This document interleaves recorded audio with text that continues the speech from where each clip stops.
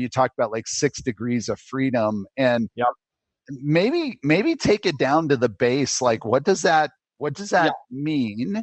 Yeah. And then, what are the technology challenges? What is presence? How is it built? And then connect that to LC, and then the rest of your technology stack, that you've developed. Absolutely, because at the first sight, maybe somebody would say, "Why am I hearing from the CEO of a data compression company about something like this? What does it have to do with data compression?" And in fact, it does have to do with data compression. Probably, as always, an image is worth 1,000 words. So I'll share an example of Awesome. what happens in reality when we move our head even a tiny bit. This example shows an environment, in particular, a nice beach environment, and it shows what happens when you tilt your head just by about 10 degrees, even less in this case. And you can see that, first of all, in this case, there was a palm in front of us. The palm is not straight. And when you tilt your head, the angles change because the parallax, the fact that certain parts of the palm tree are closer to you, certain parts are further.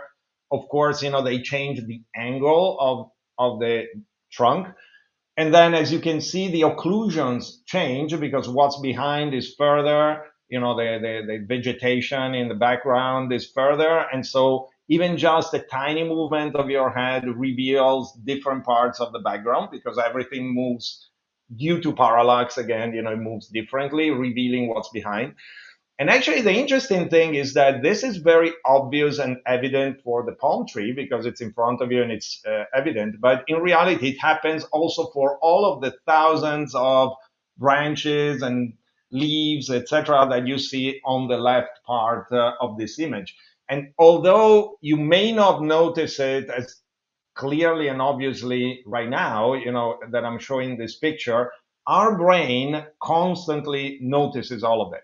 So in a scene like this, our brain that is used to real reality would immediately spot any problem if you didn't have every single plant in this scene, which means the close by plants, the further plants, etc., that moves realistically with all the angles that change, the occlusions that are revealed, the parallax, etc.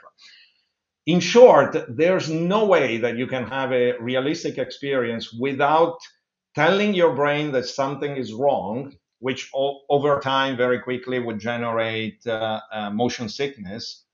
The only way in which you can do this in a realistic fashion is by having a volumetric representation of the scene, which means you can't just have a bubble of video around it, around you, because that's flat. And that's what 360 video or 180 video normally does. But immediately that would not be able to capture all these volumetric depth details, occlusions, and parallax, and the fact that you reveal different angles, different parts of the scene. The only way is to have a volumetric representation of the scene. If you want to have that with display resolutions like the kind of the latest headsets, which is 6K per eye, 90 frames per second, this means, technically speaking, a lot of data. A lot of data, and Yeah, I can imagine. the only way to manage it is really by managing a volumetric data set. By the way, it's not just an image, but if you want to have something that Yeah. moves, it needs to move with the display resolution. So, for instance, 90 frames per second. And if you do something at 30 frames per second, but your display in your head moves at 90 frames per second, when you have something close by, it would move like this. And then over Yeah. time, again, you would develop seasickness. So Yeah. Yeah. in order to eye track objects, to feel Yeah. real, it needs to be at the proper frame rate.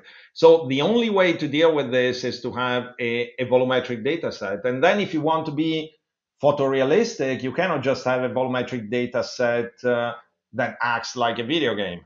So you need to have a Yeah. properly rendered volumetric data set where you use offline ray tracing, the special effects pipelines that we know and love from Hollywood. So the same ones that create the realistic humans like the young Harrison Ford in the latest Indiana Jones, Yeah, that's right.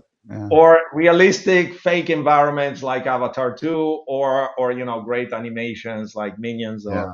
or the Disney Yeah. animations, or Marvel superheroes, those things. So Yeah. and it's critical to combine that photorealism with being inside, and that's exactly what PresenZ does. So Vinova Wow. PresenZ, for the first time, allows to essentially dovetail into the same special effects production pipelines Yeah. that produce those pieces of content, which means that Yeah. you can also use existing assets, so stuff that was already produced in the past, and you can bring new life to archives of 3D content, 3D meaning volumetric content, so like Yeah. animation, special effects, CGI, etc. Yeah. And Yeah. then you can create new content in a very cost-effective way, because it's Yeah. something that a lot of production companies know how to do very cost-effectively nowadays.